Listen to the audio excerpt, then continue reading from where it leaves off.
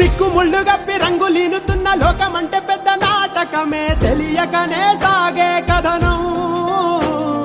నీవు పెట్టుకున్న నమ్మకాలు అన్ని పక్కదారి బట్టి పోతుంటే కంచికి నీ కదలే దూరం. నీ సేతుల్లో ఉంది సేతల్లో చూపించి ఎదురేగి సాగాలిగా. రేపేటవులో తేలాలంటే నువ్వెదురు చూడాలిగా. ఓటు పోటు గుండె